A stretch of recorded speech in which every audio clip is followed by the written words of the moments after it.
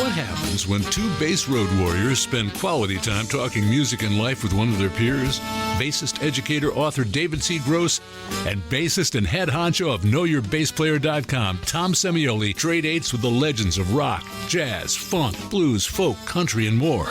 Notes from an Artist, revealing conversations with the legends who've created the soundtrack of our lives. What happens? You're about to find out. It's another episode of Notes from an Artist. And David, it's another episode of Notes from an Artist. Our guest is author Aidan Levy, and his latest book is called Saxophone Colossus, The Life and Music of Sonny Rollins. It's out now on Hachette Books. It was actually released in December of 2022. It is 784 pages of fascinating revelations about one of the great jazz musicians of 20th century, Sonny Rollins. Aidan is also a saxophone player, David. So yes, he is a saxophonist. He's a saxophonist. So who better to write about a saxophone player than a saxophone player?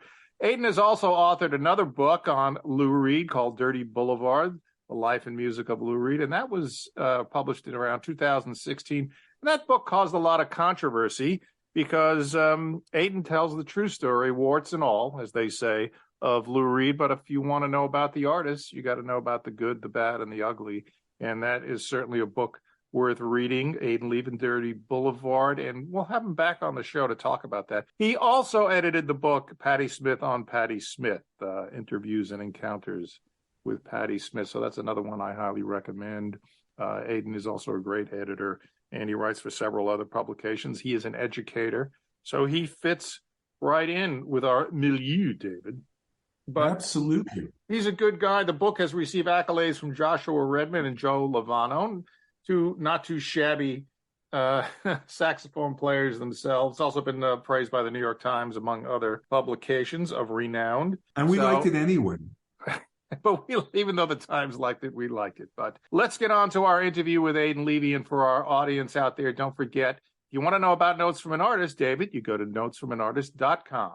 You can follow us on the Facebook. We're the only Facebook users that do not post pictures of cat, unless we interview a cat or it's Katz's Deli. That we'll talk about on Facebook. Now that we can talk about the pastrami on rye with the Russian dressing and coleslaw, a Dr. Brown cherry soda, and sour pickles.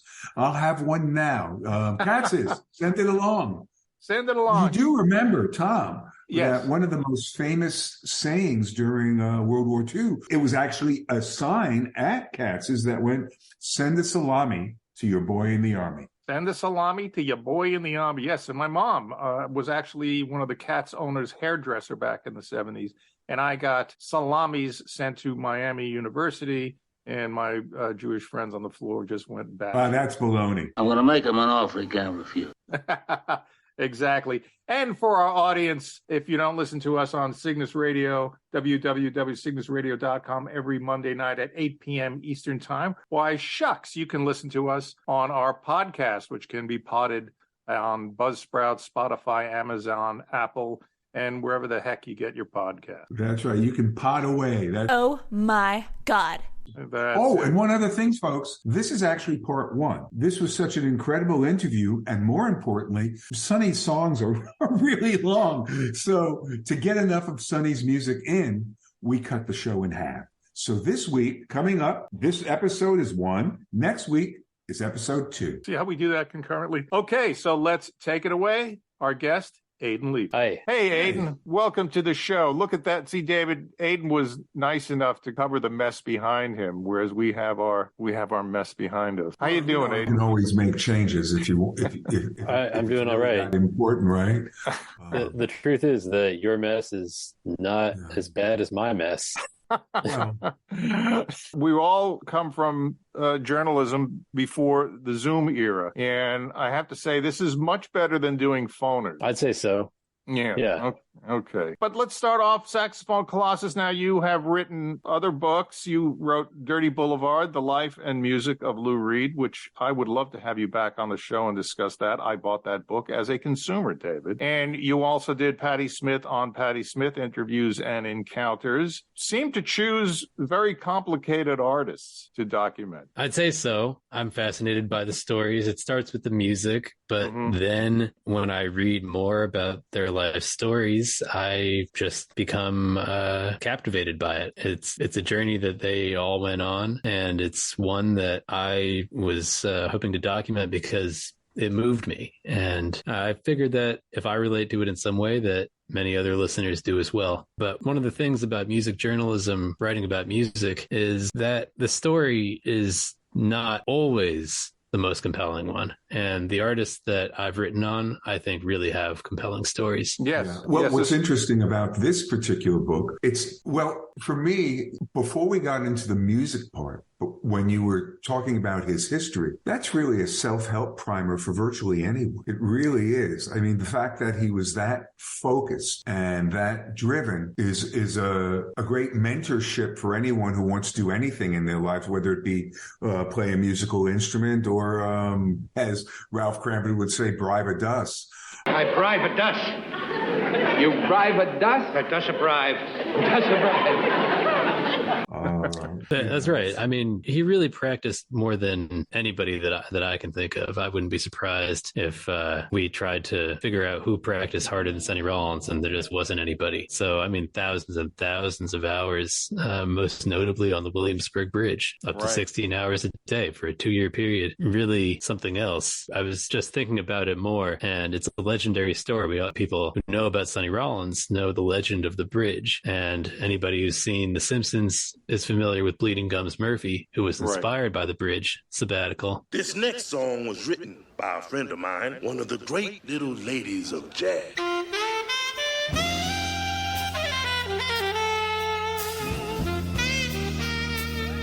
But if you think about it, it's a legend of a certain kind of feat. Most legends tell the story of some prodigious feat. And what is it in this case? It's really a legend of practicing. It's a legendary work ethic here. Now, it's got that majestic backdrop of the bridge, but I can't think of another one, like something that we'd really call a kind of a legendary story of somebody just putting the time in, paying dues. Yeah, it's such an important facet of every musician's life.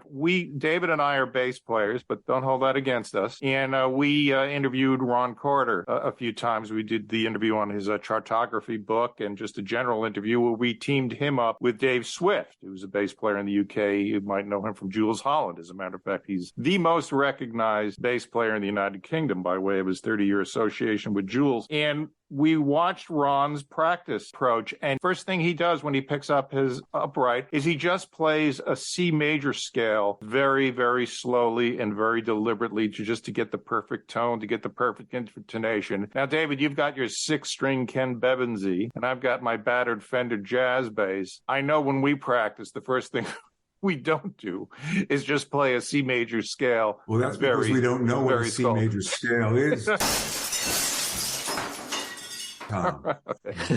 Well, when I interviewed Ron Carter, he told me that when he takes on a new student, one of the first things he does is begins this process of unlearning so that they can relearn how to make a clear tone, how to play that C major scale. Right. And Sonny Rollins really always went back to the rudiments. Yeah. So he practiced long tones. He would practice scales. When I went over his practice notes, just hundreds and hundreds of pages that he documented of what he was working on, it was oftentimes that kind of thing. Make sure that you have the rudiments so that when the spirit comes, you're ready. That's something that he said to me when I first spoke to him. Interestingly, about the bass, while I was working on this book, I ordered something from Amazon. I don't remember what it was. It was not anything to do with music. Maybe it was a replacement water filter or something like that. And at my door, this huge box showed up and I said, "What is this thing?" And it turned out to be a Fender jazz bass, which I have sitting in my basement. I called Amazon to try to do the right thing. And they said, this is just too complicated. Just keep the bass. Oh, so I think that it's some kind of message from the gods that I gotta learn this thing. If not me, then one of my daughters. So okay, well, it's interesting. I will send you one of my books. Okay, David will send you one of his. I'll tell you a really interesting story. Very much like what you just said. When I was 11, my dad was vice president of this department store chain in New Jersey called Bamberger's, and he ordered a guitar for my sister. It came, and about 2 weeks later, a bass came in the mail. They never ordered it. It never appeared on their charge. It was as if God was saying, the bass just came G-O-D. And I've been playing it ever since. It just popped up there.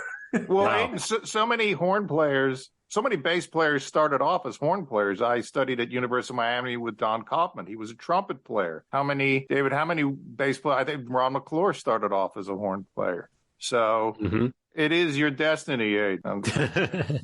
It is your But you being a saxophone player, you really understand the instrument. So I think you really were the perfect person to take on this project. David and I, we always talk about how important it is that musicians interview musicians because we know what it's like to have been on the battlefield.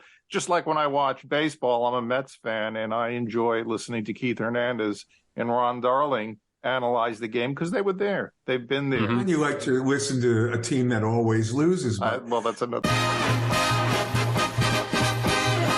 Meet the Mets, meet the Mets. Step right up and greet the Mets. Bring your kiddies, bring your wife. Guaranteed to have the time of your life because the Mets are really socking the ball, knocking those home runs over the wall. East side, west side, everybody's coming down to meet the METS Mets of New York town. But being a saxophone player, talk about that special relationship you have with Sonny, because come on, you've dedicated your life to that one instrument. Oh yeah, and I'll just say this first of all: Sonny Rollins is a Met fan. Okay. So you're in good company there, long-suffering Met fans. But you've had some good runs, couple of lucky years. Oh yeah, but the relationship to the saxophone, I mean, I do think it gives a different perspective because as a saxophone player, I know how hard it is to do what Sonny Rollins did. Yeah. No, I mean, I think it's obvious to anybody who's heard him. But just technically to achieve what he would do on, for example, there are these two songs that he plays on an album called Tour de Force, Be Quick and Be Swift. And it's about the fastest that anybody's ever played. And he can just do it. And oftentimes he's able to articulate the notes. He can tongue the notes regardless of the tempo. So it's something that I can appreciate as a saxophone player. It's similar as bass players. You have a different insight into what Jaco Pastorius could do. Let's say I hear it and I know that he's a virtuoso, but I don't know exactly how hard it would be to do that. At least not yet. But after my book, you'll be, able to start taking on gigs. Maybe Ian Hunter lives down the road from me, so I'll give him a call and see maybe you could redo Alien Boy. So I'm on it. But you know something, Aidan? I think one of the interesting things, and we talk with saxophonists about this, is that here is a chunk of metal and a reed, and you can tell the difference between Gato Barbieri, Albert Ayler, John Coltrane, Sonny Rollins immediately. And it's that same chunk of metal. That to me is truly remarkable. Oh yeah, and Sonny worked hard to develop that sound. I mean, anybody who has one of these iconic sounds, John Coltrane or Ayler, as you mentioned, I mean, they worked hard to develop these sounds, and to coax that sound out of a tiny piece of wood and keep that thing vibrating is not easy.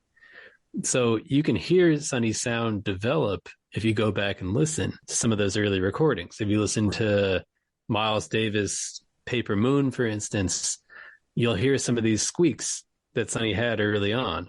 Now, that doesn't necessarily detract from the performance. I think that it gives it a more embodied feel, but also you hear him searching there and you hear his tone improve over time until he gets one of the biggest sounds ever in the history of saxophone playing. So, I mean, the sound that he got out of the instrument was first and foremost that's something that he learned from his early teachers. He had two early teachers. One was named Walter Foots Thomas, who was music director for Cab Calloway, and the other was a guy named Joe Napoleon. And though they both offered a course in jazz theory, jazz improvisation, that is a technical approach to it, the first point of focus was on tone production. So there would be long tones and just a focus on the breath and the diaphragm. What I found researching this book is that Sonny took so many notes just on how to breathe. There was this period in the 60s when he began trying to relearn how to breathe, to do it in a way that he could really control his airflow. Another technique that he worked on, circular breathing, the ability to sustain a note for a seemingly endless period. It's something that Kenny G has become known for, but it's not just a parlor trick. It's something that Sonny used to great effect oftentimes in his performances. So, yeah, I mean, to bring that sound out of a hunk of metal is always a challenge. And you're also always dependent on things, even like the weather. If you have a bad weather day, and this goes for the bass too, as I'm sure you know, that reed is not vibrating. So, it's something that all wind players have to contend with. And, but Sonny always managed to get that sound. Yeah. Wow. One of the things that I loved about the book is I'm a real history buff. So the first, let's say 90 pages really take you back to an amazing time of truly self-improvement. You start with his father, who was the steward, and how he didn't have much time to spend with him, but the moments he had were cherished. You knew about what was going on in Sugar Hill, and think of all the amazing musicians that lived up there. You want to talk a little bit about that so our listeners will get more of a feel? Yeah. So Sonny was born in Harlem on September 7th, 1930, kind of shaped deeply by two major cultural events, or we could say financial events as well. The Harlem Renaissance, that would be more on the cultural side, and then the Great Depression. Right. So the influence of the Renaissance was something that was still in the ether for all of Sonny's upbringing.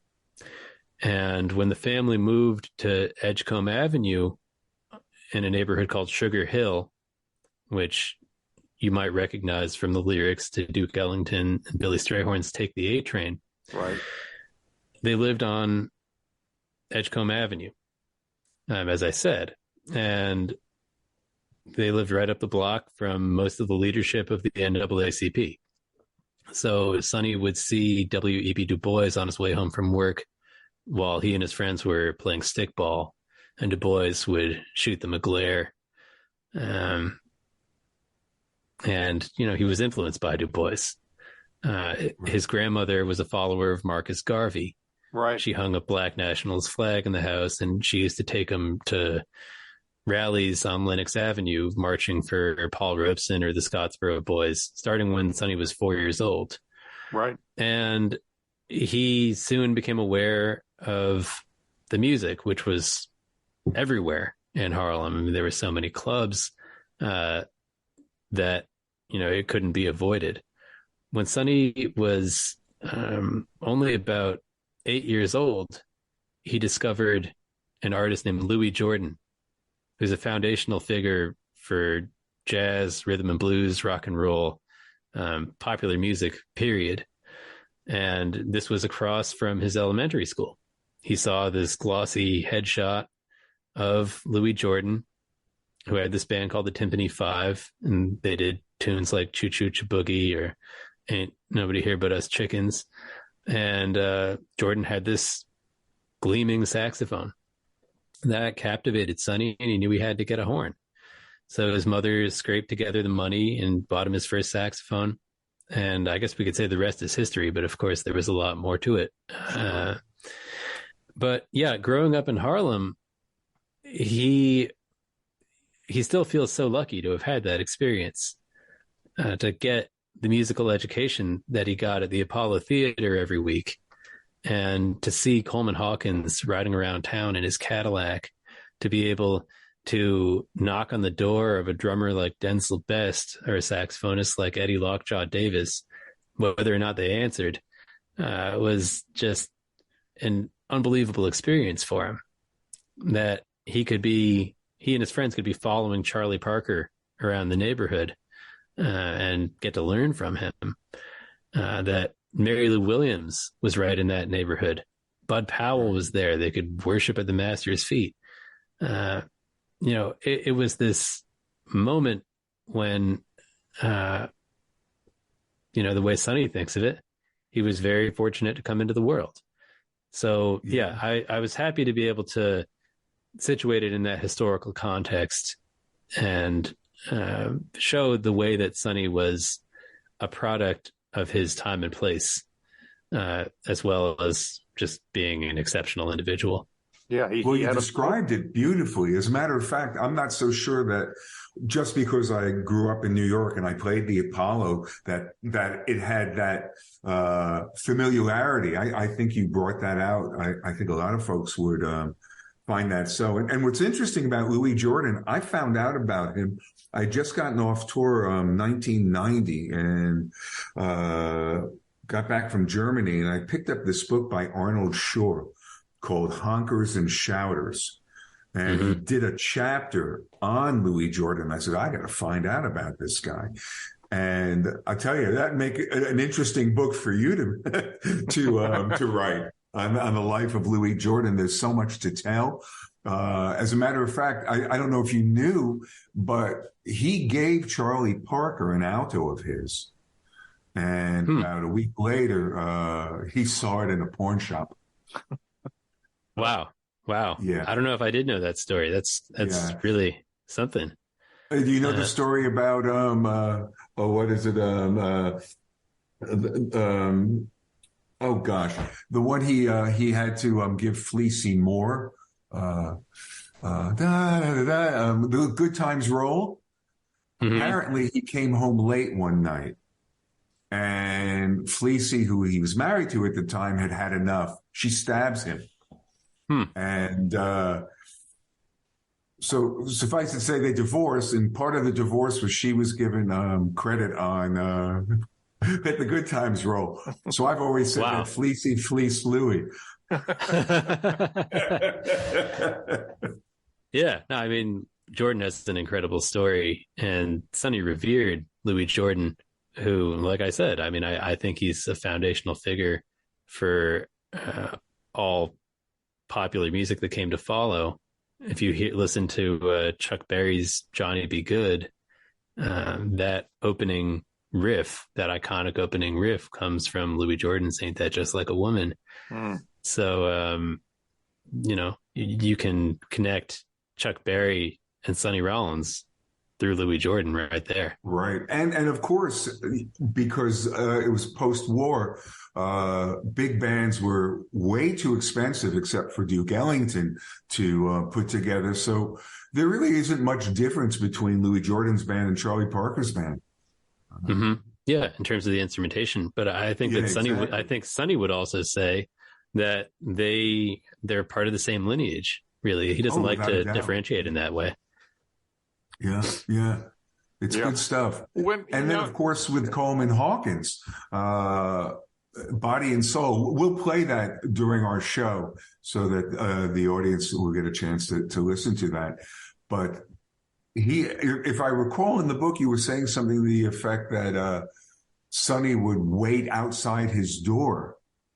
Oh, yeah. Well, in 1939, Coleman Hawkins released Body and Soul, which was a standard at the time, and everybody knew it. But what was unique about what Coleman Hawkins did is that he didn't play the melody. He just improvises over the harmonic progression, which nobody had done in that way until Hawkins did it.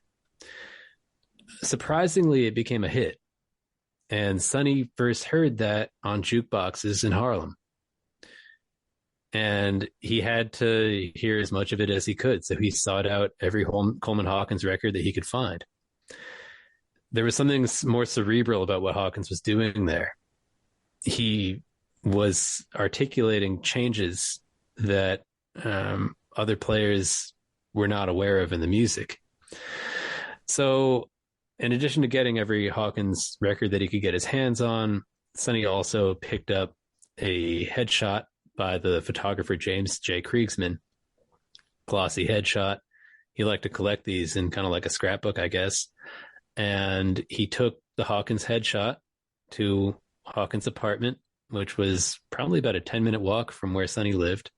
And he decided to wait outside for Hawkins to come home, because eventually he'd have to come home. And eventually he did.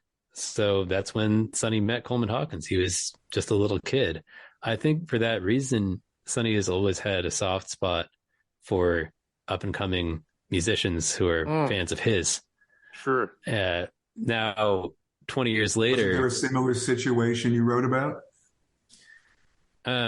Yeah, with Sonny. And, there's a number. I mean, we could talk about David S. Ware is a brilliant saxophonist who met Sonny when he was about 15 or 16 years old, and Sonny became a very important mentor to him.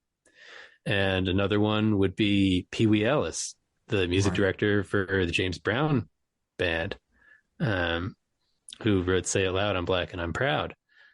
Pee Wee Ellis first met Sonny Rollins just kind of on the street, on a street called Music. They used to be known as Music Row in New York, 46th Street. And he asked him if he could study with him.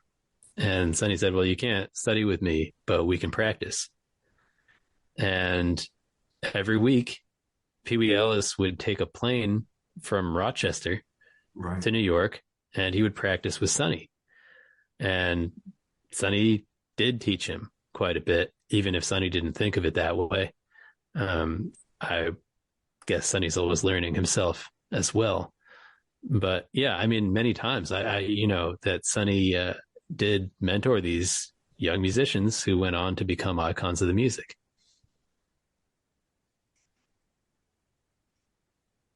Oh, did we get stopped? Okay, wait, I froze for a second. Okay. Everything's fine. There we go. Aidan, why did Sonny agree to work with you? I mean, Sonny Rollins' era when he came up, the press and musicians at off times were at odds. I mean, they were music press was seen as critics, if you will. What was it about what you've done that made him want to work with you? It's a great question, and I don't know if I can give a satisfying answer. When I first thought of embarking on this journey a little more than 7 years ago, and it had been an idea that I considered long before that, I reached out to Sonny through his longtime publicist, Terry Hinty, and explained what I intended to do, that it would be a biography, as in not an autobiography, so not a memoir, not an as told to book, right? But that I didn't want to do it if he would have no involvement, so that I wanted to be able to ask him questions and fact check and have his participation as much as possible. And I was surprised that the word came back that he was okay with it. Now, I don't know if Sonny realized at the time that I would spend 7 years on the project and that it would be more than 700 pages long. But what was it that I did? I couldn't really say.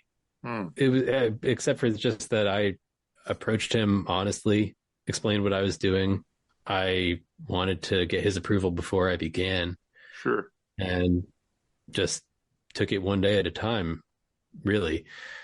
So when I did reach out to Sonny, I didn't have a contract for the book yet. I wasn't sure I would even ever publish it or what it would become. This was in advance of applying for a fellowship at the Leon Levy Center for Biography at the CUNY Graduate Center.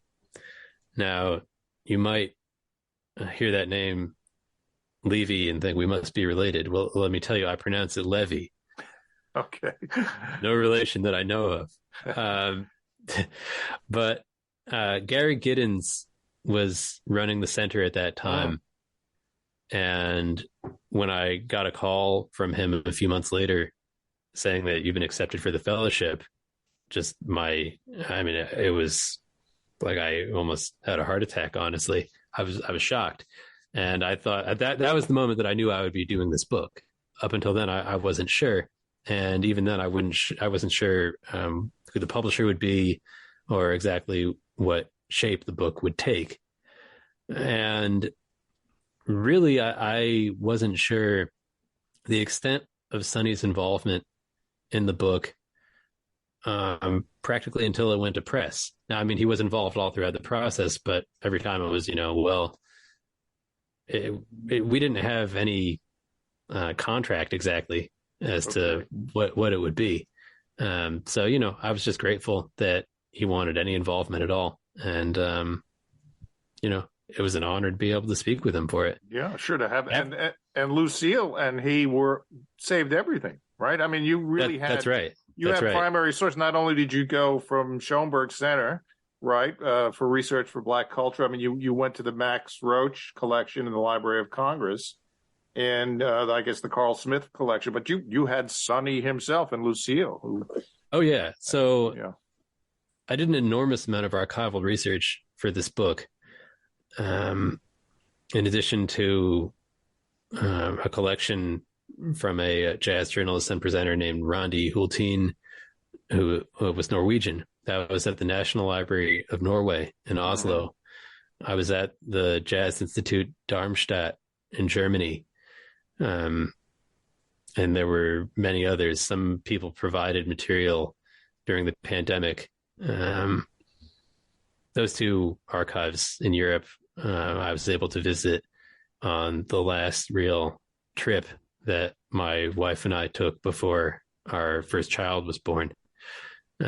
So that was nice. But the most important archive for this book was Sonny's own archive. And when I began the project, I knew that it existed and that it would become available at some point at the Schoenberg Center for Research in Black Culture in Harlem, only a couple blocks from where Sonny was born. I wasn't sure when, and I hadn't seen it. It had not been processed yet, and because the process had begun, it was not available to researchers at that time. So I had to rely on the reports of other researchers and archivists who had been involved in that process, in that acquisition process. And I'd heard differing accounts. Some people said, "Oh, it's really not that much." Other people said, "Oh, it's pretty good." And when I finally got in there at the library, I was blown away by how extensive this was. Now, I can't say that he kept everything, but I mean, almost everything. It's thousands and thousands and thousands of documents. It took me months just to look at everything that was in it. Wow. And then to just live with it for years was, really a blessing. I kind of figured out a way to decipher what was going on in a lot of this archival material, because I don't think at the time he was always aware that this would become a matter of public record.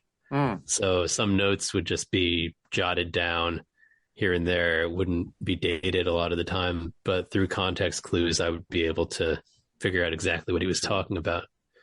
Is this a letter to Jerry Mulligan about a recording session that he did with Thelonious Monk? Okay, when would that be? Okay, so now we can see that this is the approximate date of this journal entry. something like that would be saved because Sonny did drafts of many of his letters. Oh, interesting. You keep a draft of the letter. Yeah, and you can see him working out the wording of things. He turned out to be a really just a prolific writer. He wrote these essays, most of which were not published anywhere. It would be kind of like a journal entry or also an essay. And he did this really all throughout his career. He was also a prolific letter writer. So some of that material came out of the archive of the Schomburg and some of it not. So, Tom, was that a great interview or that what? Was a great interview. Now, the important thing is, what kind of music we're going to play? Well, we've got about 9 songs. So it's about 90 minutes of Sonny Rollins music, everything from what he did with Miles Davis, what he did with Max Roach, what he did with, oh my gosh, an Ornette Coleman section. How cool is that? That is cool, David.